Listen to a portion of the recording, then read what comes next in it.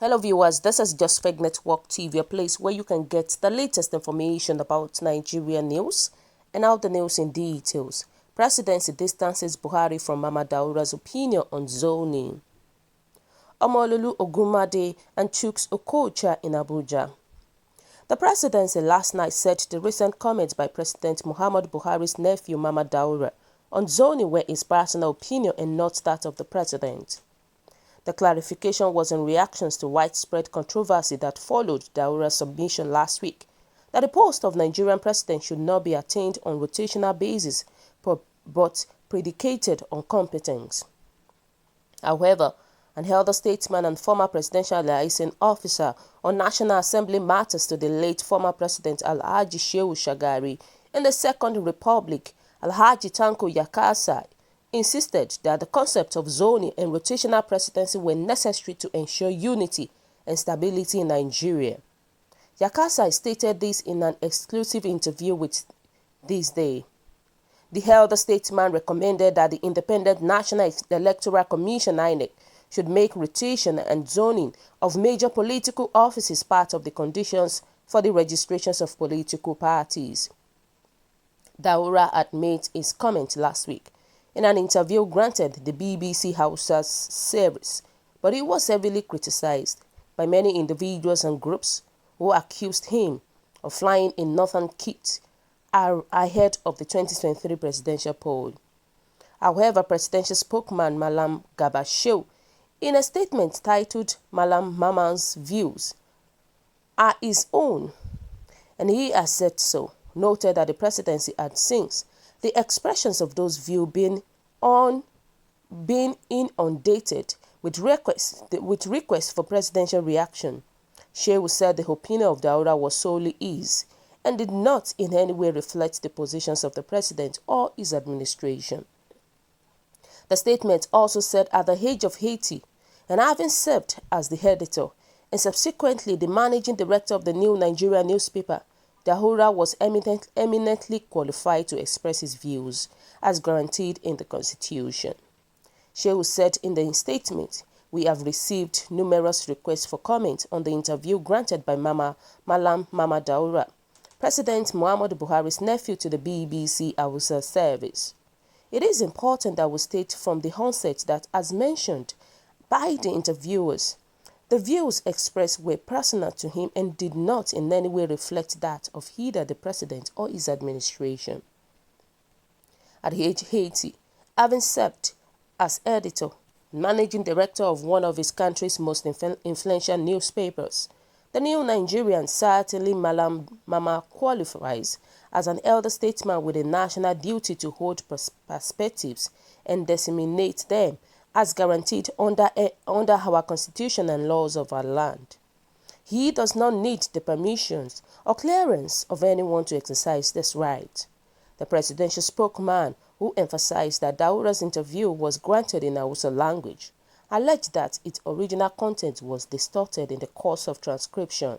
He explained that the interview bordered on how the country could evolve an ideal process of political dialogue that could be more beneficial to average Nigerians irrespective of their ethnic backgrounds. He said such discourse was not alien to Nigerians' evolving and young democracy, adding that what Daura did as a veteran journalist, scholar and statesman was only to add his voice to the discourse.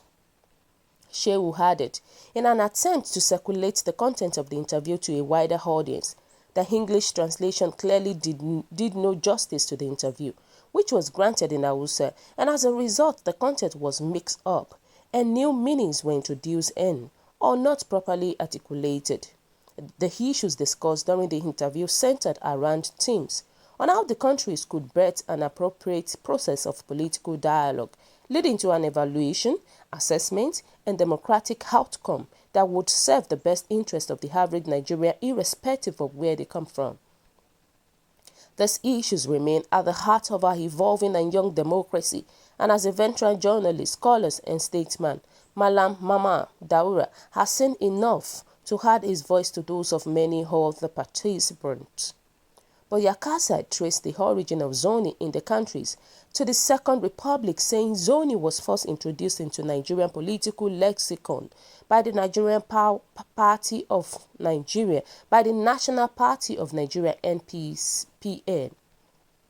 As you know, was the first political party that was accepted nationwide in Nigeria as everybody's party. No individual or a group of Nigerians ever allocated to themselves the ownership of NPN. Everybody was a joint owner of National Party of Nigeria. It was because of that NPN thought of developing the concept and to ensure every members and every segment of Nigerian that the exalted office of the president would one day come to their areas or zone. And this is the reason why all political conferences that took place after NPN, the idea of zoning kept coming up in conferences and had been adopted by some conferences as a provisions in Nigerian constitution. Yakassai explained that under the late military ruler Sani Abacha's constitutional conference in 1994/1995, it was recommended and the military accepted that zoning should be incorporated into the Constitution of Nigeria in a way that would form the basis of registration for political parties. But Abacha died and the reforms died with him, he said. The former presidential advisor stated, since then a majority of Nigerians have accepted zoning as a very good strategy that would give everybody in Nigeria a sense of belonging. Those who are able to get the positions of their side will be satisfied and acknowledged, and those who are yet to get it are assured that they will get it when the time comes. So now you cannot separate zoning from the rotation because zoning without rotation is meaningless. Whoever adopts zoning automatically adopts rotation, and whoever rejects zoning automatically rejects rotation. Dissecting the oral statement on merit and competence. Yakassai stated now about the argument on merit. There was a time when competent people were not sufficient all over the country. Even today, there are more competent people in certain areas. But today, every local government in Nigeria has competent and qualified Nigerians to seek in public office, whether elected or appointed. So there is no reasons why zoning and rotation will not be accepted by any Nigerian. Yakassai said, our adoptions of human rights, right of citizens of Nigeria to own opinion and express it, means every citizens of Nigeria are entitled to accept zoning or reject it. But the overwhelming majority of Nigerians have agreed that zoning will bring inclusiveness now or in the future. He advised the ruling All Progressive Congress (APC) to stick to zoning and rotations of the office of the president, saying, in the interest of national stability, APC should adhere to the issues of zoning and rotation, which is the part of the election promise of the party when it was formed. PDP, which is the main opposition party, has already accepted zoning and rotation as part of their constitution. So in my own opinion, APC should adhere to its principles of zoning and rotation. Ask whether zoning should be done with the 6 geopolitical zones or between North and South. The elder statesman said, when zoning was advocated by the NPN, we saw it as a situation that will move on a North-South dichotomy.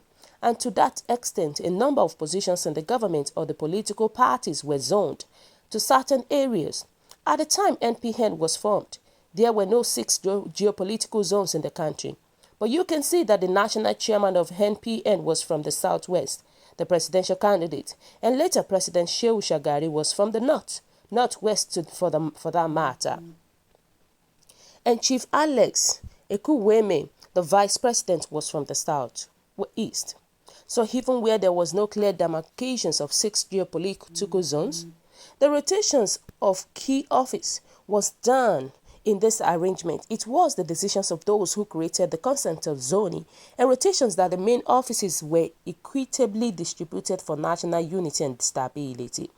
Regarding the current 6 geopolitical zones, Yakassai said yes, the presidency should be on the concept of North and South.